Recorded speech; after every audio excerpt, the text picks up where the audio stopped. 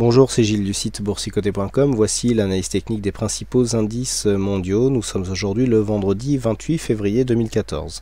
Comme d'habitude, je vous propose de bien mémoriser l'évolution de l'indice parisien, donc l'indice CAC 40, puisque nous allons voir qu'il y a énormément de différences en fonction des indices analysés, avec notamment cette phase de hausse ici qui a lieu au-delà de cette zone de point haut, qui était une zone de point haut significative. Nous commençons tout de suite avec l'indice allemand, donc le DAX qui a connu lui aussi sa phase de rebond, mais qui n'a pas réussi à venir dépasser ici cette zone de point haut. Donc pour l'instant, le DAX ici se situe dans une phase de temporisation. On oscille ici entre 9500 et 9700 points. Actuellement, donc le DAX, suite à cette forte phase de hausse ici, connaît une petite phase de consolidation horizontale. Alors lorsque l'on trace ici le retracement de Fibonacci appliqué à cette phase de hausse, on peut remarquer que le 38,2 a quasiment été atteint. Malgré tout, la zone des 9500 points ici n'a pas été cassée à la baisse, et au moment où je vous parle, eh bien, le DAX résiste plutôt bien, donc encore une fois, à cette zone des 9500 points. Donc pour l'instant, nous sommes toujours dans une tendance moyen terme qui est plutôt haussière, puisque nous avons ici ce support qui était repositionné pour coller ici avec cette zone de point bas. Donc nous avons toujours nos trois zones de point bas significatives. Et donc ce que nous pouvons constater, c'est que nous sommes toujours dans une tendance haussière. Sauf que depuis ici le signal, et enfin depuis ici le contact avec la zone de support, il n'y a pas eu de nouveau point haut significatif. Donc c'est maintenant la chose qu'il faudra guetter pour confirmer ici la continuité de cette tendance moyen terme qui devra être confirmée donc par un dépassement haussier de cette zone des 9790 points, et donc qui donnera à ce mouvement haussier un peu plus de pérennité. Donc pour l'instant, nous sommes dans une phase d'oscillation qui est une phase court terme. Là, je vous parlais à l'instant de la tendance moyen terme. On est dans une petite phase ici où on revient au niveau de la moyenne mobile 20 exponentielle. Bon, on devrait repartir ici, par le haut. Dépassement des 9720 devrait nous donner déjà un premier signal, puisque nous serions dans ce cas-là sur un test, je dirais assez direct, de cette zone des 9790 points. Si 9790 est cassé à la hausse, eh bien on confirmera donc la continuité de ce mouvement moyen terme. Sur le FTSE, nous confirmons un biais neutre. Je vous avais indiqué ici que cette zone de point bas ici, avec ces deux points bas qui avaient permis des deux rebonds quasiment sur les mêmes zones, eh bien on aurait une autre information une fois que nous aurions un point haut significatif. Là, on peut remarquer que normalement l'horlogerie est plutôt suisse. Là, elle est presque anglaise, puisqu'après ici un point bas, un deuxième point bas qui est venu se loger à seulement quelques points du précédent point bas. Là, on a un point haut qui se loge à quelques points du précédent point haut. Donc là, on est vraiment dans une sortie de dynamique qui est vraiment neutre, vraiment horizontale, avec ici une zone de point haut, une zone de point bas qui sont clairement définies.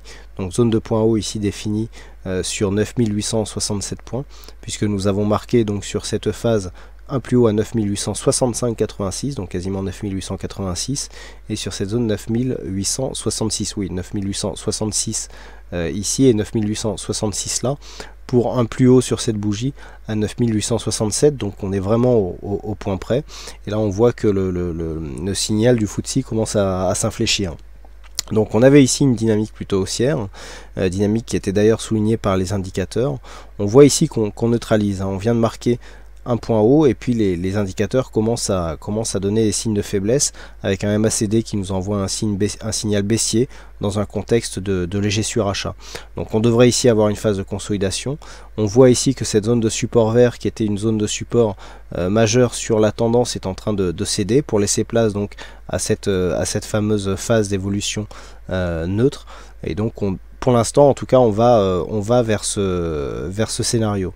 À savoir ici que cette zone de point haut avait été définie suite à la forte phase de hausse qu'avait connue le marché anglais donc jusqu'à mi-2013. Et que depuis nous étions plutôt dans une configuration qui aurait dû nous donner une sortie haussière, puisqu'on avait quelque chose qui ressemblait presque à un triangle haussier, mais avec ici la rupture de cette zone de support, et donc cette alternance avec point bas significatif sur la même zone que le dernier point bas et point haut significatif sur la même zone que le dernier point haut, eh bien on neutralise tout simplement la tendance donc sur le FTSE. Donc pour l'instant un biais neutre qui est adopté aussi sur le FTSE avec donc cette zone de range, donc 6420, 6880 points. Passons maintenant aux indices américains en débutant par le S&P 500. Donc avec une évolution qui reste toujours ici campée dans une tendance haussière. Nous venons de dépasser ici légèrement la zone des 1850 points. Pardon. Donc pour l'instant, on serait sur une phase de confirmation ici du mouvement haussier. Si on arrivait à dépasser les 1860 points, on relancerait la dynamique, auquel cas nous aurions ici une résistance qui se situe à 1870 points. Donc pour l'instant on est plutôt bas hein, sur cette phase, aux alentours de 1850 sur sur le FTSE et notamment sur le S&P 500 et notamment sur le futur. Donc on voit que la dynamique est plutôt haussière, donc il semblerait que la pression soit plutôt orientée à la hausse et que cette zone des 1860 points devrait céder prochainement. Auquel cas l'objectif ici serait cette zone des 1870 et préserverait ici la continuité de la tendance moyen terme, puisque malgré cette attaque ici du support, nous avons un nouveau plus haut qui est en train de s'inscrire sur le S&P 500. Du point de vue des indicateurs, nous avons quelque chose d'assez équilibré. Alors on est neutre du point de vue du RSI, voire légèrement haussier. Par contre, on est suracheté sur le stochastique avec un signal de consolidation ici sur le MACD. Ce qu'on peut voir, c'est que par rapport au début de ce signal de consolidation, nous sommes dans un signal qui n'est pas suivi puisque les cours commencent à monter, alors que le MACD, lui, est en phase de baisse. Volume équilibré sur le S&P 500, donc pour l'instant on neutralise la tendance très court terme, mais on voit que sur le fond de tendance, le fond de la tendance, donc court moyen terme, lui, reste totalement haussière. Et puis le Nasdaq hein, qui fait un petit peu cavalier seul avec une phase de hausse qui est vraiment en nette surperformance par rapport au reste des indices que nous analysons.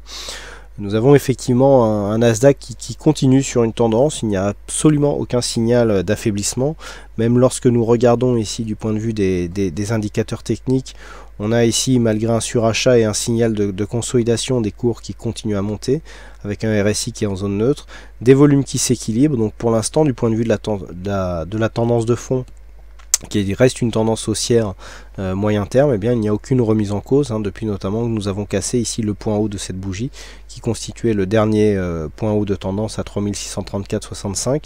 Eh bien nous venons inscrire de nouveaux points hauts hein, au-delà des 3700 points. Donc la continuité ici est assurée. On est dans une tendance haussière, donc pour l'instant dans une phase de point haut. Tant que les cours ici restent au-dessus des 3430 points, nous sommes dans une tendance qui est dans une phase de continuité et qui surperforme le reste des indices, tant européens que américains. Donc rien à dire, petite phase quand même de surachat, hein, on le voit bien sur les indicateurs techniques, avec notamment ce stochastique qui plafonne ici en zone de surachat et ce MACD qui redescend. On pourrait avoir ici une petite phase de consolidation, mais on sent que la pression reste très présente ici sur cet indice composite des valeurs techno. Donc pour l'instant, rien qui ne puisse être remis en cause du point de vue de la tendance moyen terme. On attend l'inscription de nouveaux plus hauts significatifs et surtout les prochains tests de consolidation qui viendront confirmer ou infirmer la validité de ce support moyen terme. Et enfin le Nikkei, l'indice japonais donc qui depuis la rupture ici de sa tendance moyen-long terme, eh bien marque une petite phase de baisse. Alors on a eu pour l'instant donc cette attaque baissière avec un retour ici sur la moyenne mobile 20 exponentielle. La semaine dernière je vous disais que tant que l'on restait sous cette moyenne mobile, eh bien le risque baissier persistait.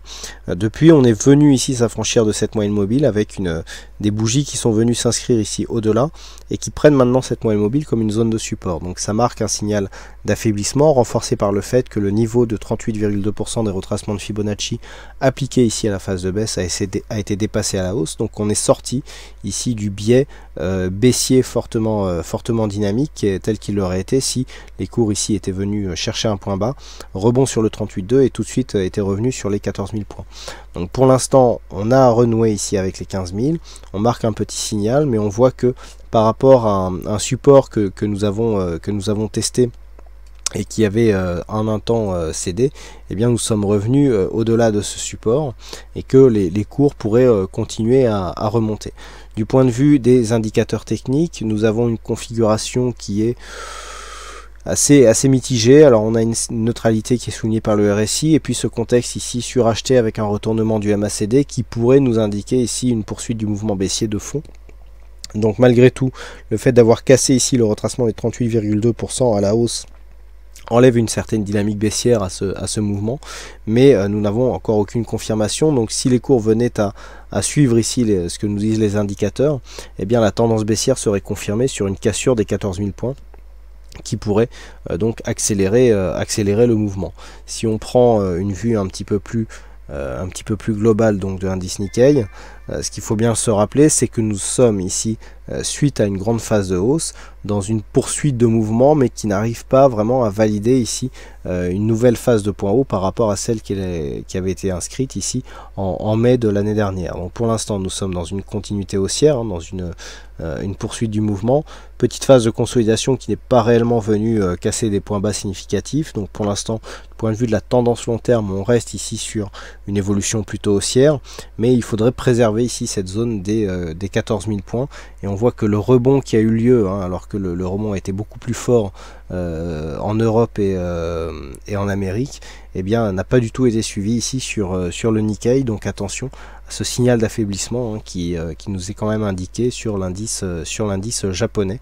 Donc tant que l'on reste ici au-delà des 15 000 points, je dirais même 14 800 points, on peut revenir ici sur tester les zones de points hauts. Par contre, sur une rupture de cette zone et un retour sur 14 000 points, nous pouvons craindre un affaiblissement général de la tendance sur l'indice japonais.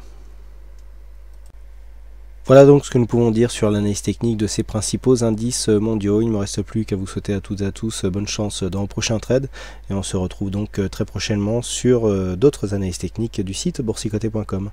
Bonne séance à tous.